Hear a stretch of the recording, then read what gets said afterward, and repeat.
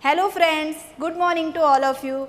Today we are going to learn about a very interesting topic, Unit 1, Where Were You? Now, keep a pencil and textbook with you. Now we are going on Activity 1, Poem. I recite and you listen. Okay? There were 5 in the bed, and the little one said, roll over, roll over, roll over. So they all rolled over, and one fell down. There were 4 in the bed, and the little one said, roll over, roll over, roll over. So they all rolled over, and one fell down. There were 3 in the bed, and the little one said, roll over, roll over, roll over. So they all rolled over, and one fell down. There were 2 in the bed, and the little one said, roll over, roll over, roll over. And so they all rolled over, and one fell down. Now there was 1 in the bed, and the little one said, good night. Now we discuss the poem in properly. There were 5 in the bed. પલંગમાં 5 બાળકો હતા. And the little one said, અને નાનું બાળક બોલ્યું. Said એટલે બોલ્યું. Roll over, roll over, roll over. Roll over means ગુલાંટ ખાઓ. તેથી બધાએ શું કર્યું? ગુલાંટ ખાધી, ગુલાંટ ખાધી, ગુલાંટ ખાધી. So they all rolled over. So તેથી બધાએ ગુલાંટ ખાધી. And one fell down. અને પછી એક બાળક નીચે પડી ગયું. Fell down એટલે નીચે પડી જવું. There were 4 in the bed. હવે પલંગમાં કેટલા બાળકો હતા? 4. And the little one said, અને પછી નાનું બાળક બોલ્યું, roll over, roll over, roll over. ગુલાંટ ખાઓ, ગુલાંટ ખાઓ, ગુલાંટ ખાઓ. So they all rolled over. તેથી તેઓ બધાએ શું કર્યું? ગુલાંટ ખાધી. And one fell down. અને તેમાંથી એક બાળક નીચે પડી ગયું. There were 3 in the bed. અને પછી હવે પલંગમાં કેટલા બાળકો હતા? 3 બાળકો હતા. And the little one said, અને નાનું બાળક બોલ્યું, roll over, roll over, roll over. તેથી બધા બાળકોએ ફરીથી ગુલાંટ ખાધી. So they all rolled over. તેથી બધા લોકોએ શું કર્યું? ફરીથી ગુલાંટ ખાધી. And one fell down. અને પછી ફરીથી એક બાળક નીચે પડી ગયું. Now there were 2 in the bed. હવે પલંગમાં 2 બાળકો હતા. And the little one said, અને નાનું બાળક બોલ્યું, roll over, roll over, roll over. ગુલાંટ ખાઓ, ગુલાંટ ખાઓ, ગુલાંટ ખાઓ. So they all rolled over. તેથી બધાએ શું કર્યું? ગુલાંટ ખાધી. And one fell down. અને તેમાંથી એક બાળક નીચે પડી ગયું. હવે there was 1 in the bed. હવે પલંગમાં ફક્ત એક જ બાળક હતું. And the little one said, good night. અને પછી તે નાનું બાળક બોલ્યું, good night, શુભ રાત્રિ. Did you have fun in this poem? Yes, very good. I also fun in this poem. Now we are going on rhyming word. Rhyming word. What is the meaning of rhyming word? Rhyming word means the word that have the same pronunciation. જે એક શબ્દ કે જેનું pronunciation, જેનું ઉચ્ચારણ કેવું થાય છે? સરખું થાય છે, સરખા પ્રાસવાળું થાય છે, તેને રાઇમિંગ વર્ડ કહેવાય છે. તો આપણે રાઇમિંગ વર્ડની એક્સરસાઇઝ કરીશું. Here Red. In this poem, red word's rhyming word is bed.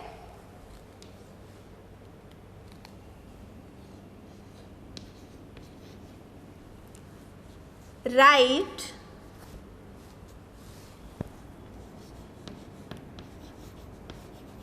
Night. Tall means its rhyming word is all. Tree. Tree's rhyming word is three. Alive.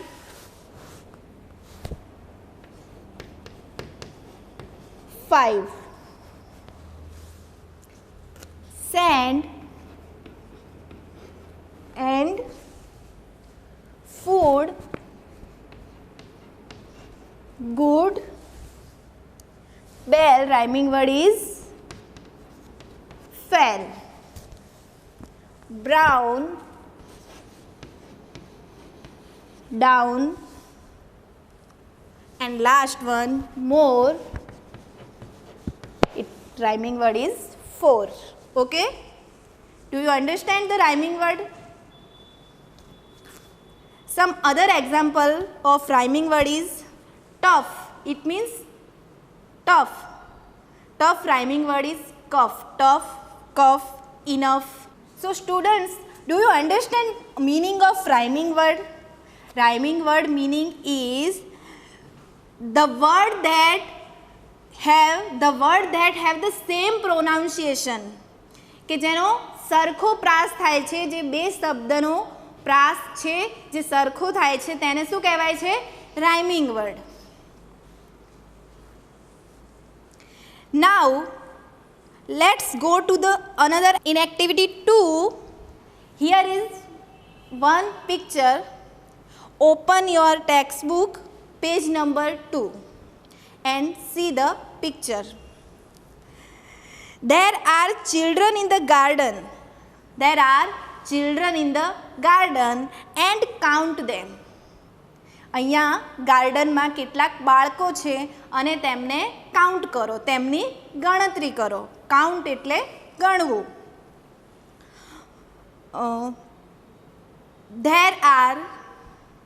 There are 10 children in the garden.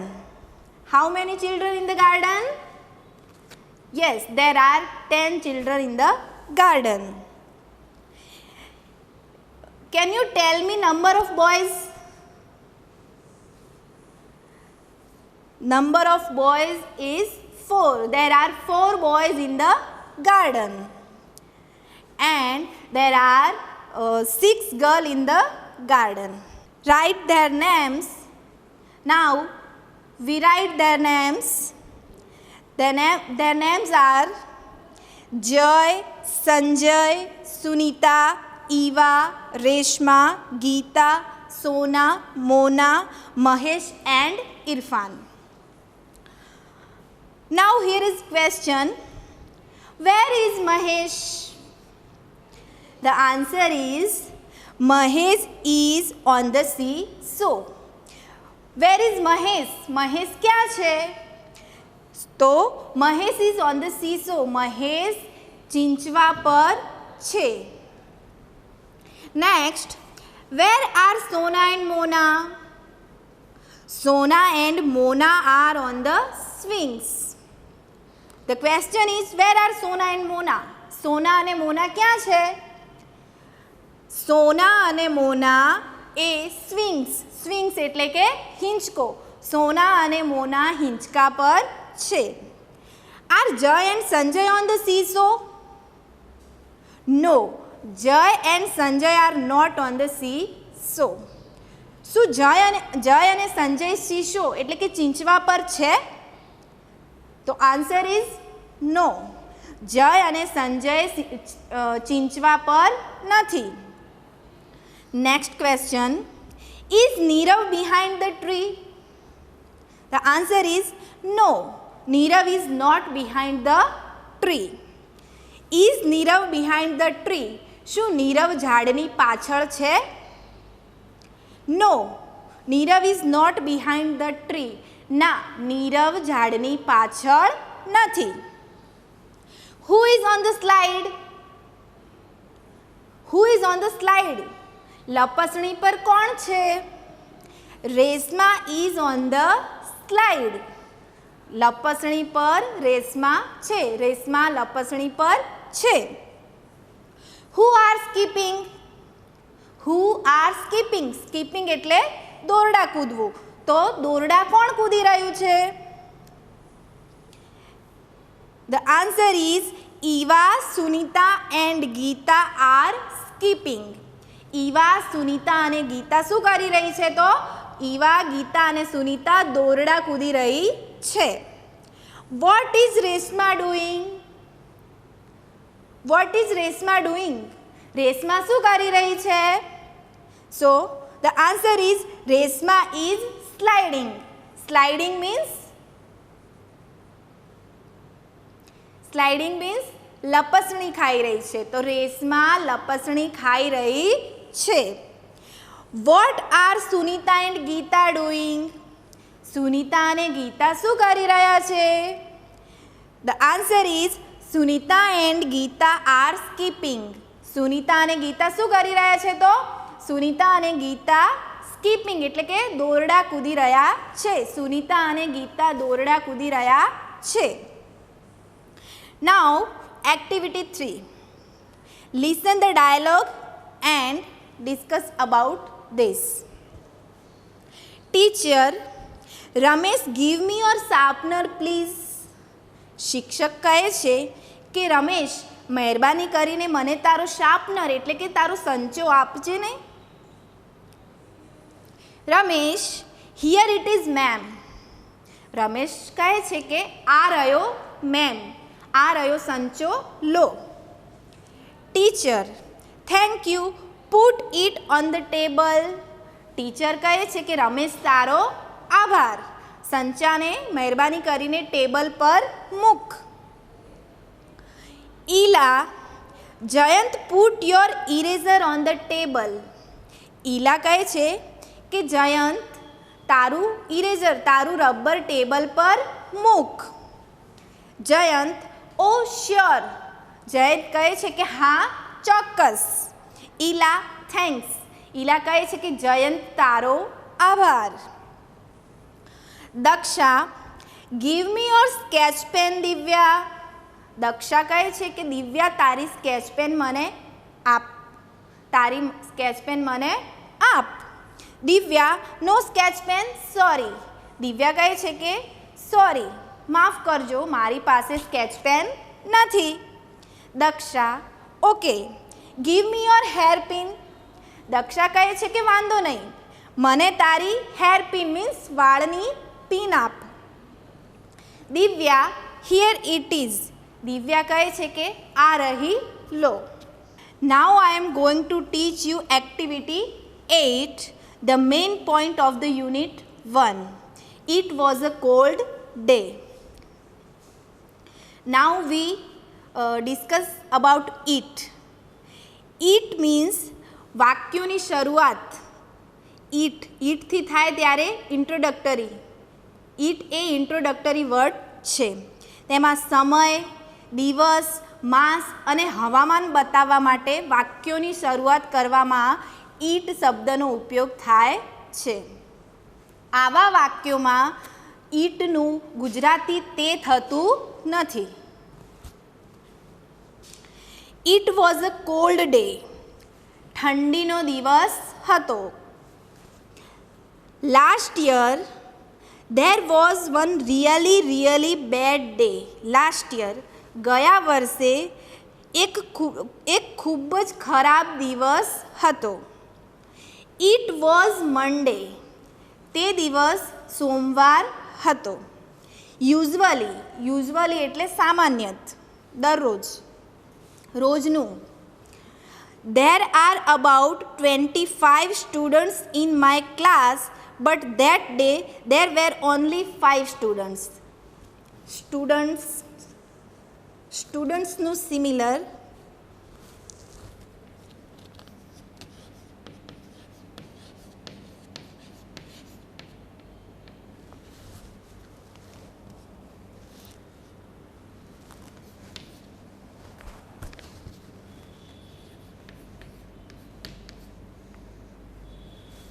pupil. There are about 25 students in my class, but that day there were only 5 students. Usually એટલે કે સામાન્ય દરરોજ અમારા ક્લાસમાં 25 વિદ્યાર્થીઓ હાજર હોય છે, પણ તે દિવસે ફક્ત 5 વિદ્યાર્થીઓ હાજર હતા. It was really cold. કોલ્ડનું opposite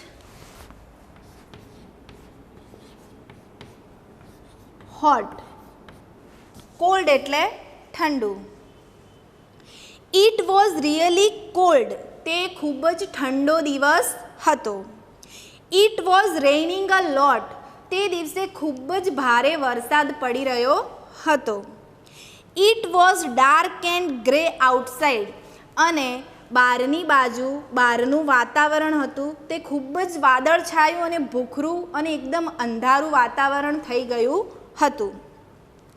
there was no sunshine. અને તે દિવસે સનશાઇન એટલે કે સૂર્યપ્રકાશ પણ હતો નહીં. I think the students weren't at school because they were sick. હું વિચારી રહ્યો હતો કે વિદ્યાર્થીઓ સ્કૂલમાં હાજર નથી તો કદાચ તેઓ બીમાર હશે. સિકનું સિમિલર થાય છે ઇલ.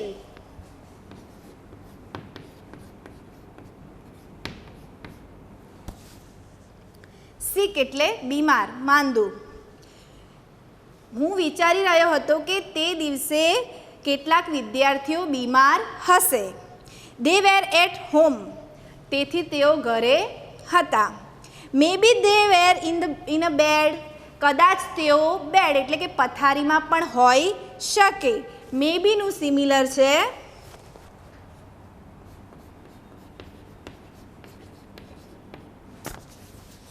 પરહેપ્સ.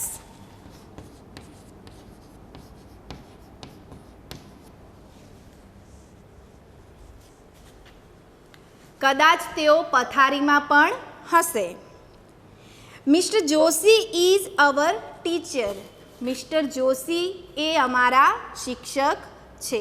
શ્રીમાન જોશી અમારા શિક્ષક છે. He is always at school. તેઓ હંમેશા સ્કૂલમાં હાજર હોય છે. ઓલવેઝ એટલે કે ઓલવેઝનું સિમિલર થાય છે ફોરએવર.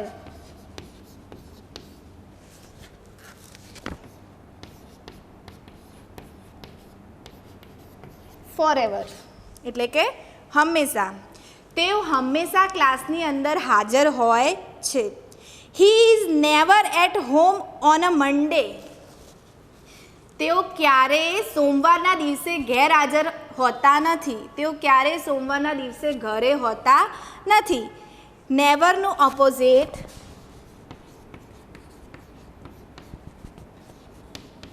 ઓલવેઝ. નેવર એટલે ક્યારેય નહીં, ઓલવેઝ એટલે હંમેશા. તેઓ સોમવારના દિવસે ક્યારેય ગેરહાજર રહેતા નથી. Last Monday was no different. ગયા સોમવારે કંઈ પણ જુદું હતું નહીં. He was not in bed. તેઓ પથારીમાં હતા નહીં. He was in the classroom and he was cold. તેઓ વર્ગખંડમાં હતા અને તેઓ એકદમ ઠરી ગયા હતા. He was not in warm clothes. તેઓ ગરમ કપડાં પણ પહેર્યા હતા નહીં. તેમને ગરમ કપડાં પણ પહેર્યા હતા નહીં. In fact all the student were cold. અને બધા જ વિદ્યાર્થીઓ પણ ઠરી ગયા હતા. It was freezing. જાણે વાતાવરણ એકદમ ફ્રીઝિંગ થીજાઈ ગયું હતું. બધા થીજાઈ ગયા હતા. The school was like a refrigerator. School એકદમ રેફ્રિજરેટર એટલે કે ફ્રીજ જેવી થઈ ગઈ હતી. એકદમ ઠંડી થઈ ગઈ હતી. Our room was like a freezer. અને અમારો રૂમ, અમારો વર્ગખંડ તો જાણે ફ્રીઝર જેવો ઠંડો થઈ ગયો હતો. એકદમ ઠંડો હતો. And poor mister Joshi was like ice. અને બિચારા મિસ્ટર જોશી તો જાણે આઈસ એટલે કે બરફ જેવા થીજાઈ ગયા હતા. એકદમ ઠરી ગયા હતા. કારણ કે તેમને ગરમ કપડાં પહેર્યા હતા નહીં. The small class was cold cold cold. અને એક નાનકડો ક્લાસ અમારો એકદમ ઠરી ગયો હતો, એકદમ ઠંડો થઈ ગયો હતો. It was રેઇનિંગ heavily. અને ત્યારે ભારે વરસાદ પણ પડી રહ્યો હતો. I left the school early. અને હું સ્કૂલમાંથી વહેલો નીકળી ગયો. સ્મોલનું opposite big.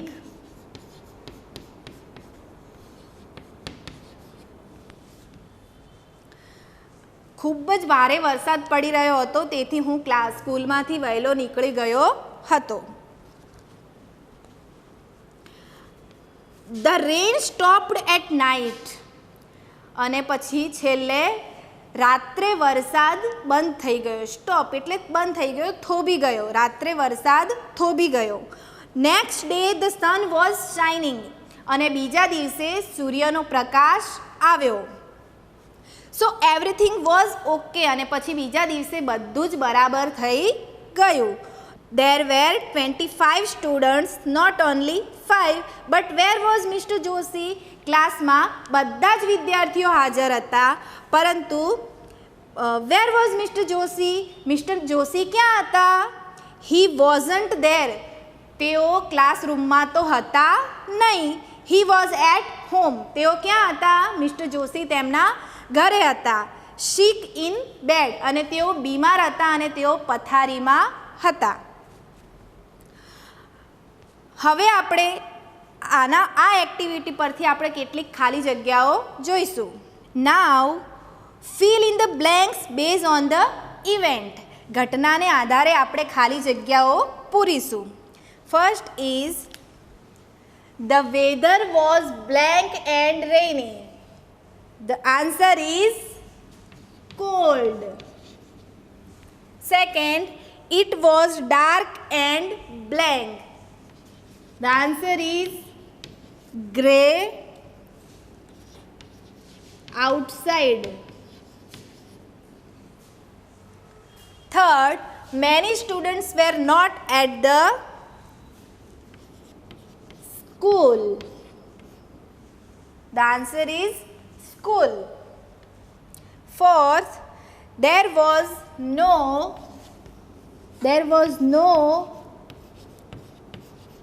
sunshine.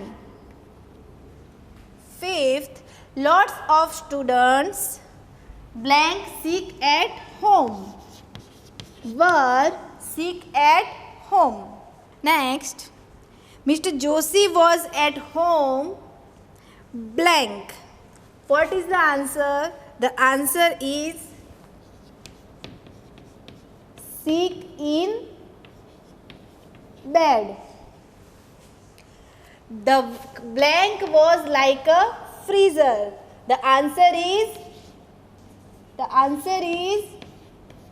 room. The room was like a freezer.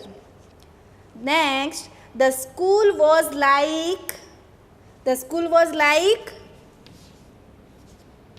the answer is refrigerator. The school was like refrigerator. Refrigerator means freeze. Next, the blank stopped at night. The answer is rain. And the last one, Mr. Joshi was blank next day. What is the answer? The answer is at home. Now we are discuss the true and false. True, false. There were 5 students in the class Monday. What is the answer? True or false? True. True. Second, it was warm on Monday. True or false? False. Third, Mr. Joshi was present that Monday. True or false? Yes, true. Mr. Joshi was present that Monday. True. Mr. Joshi was at school the next day. What is the answer? True or false? The answer is false. Next, Mr. Joshi and students felt cold the next day. True or false? What is the answer? The answer is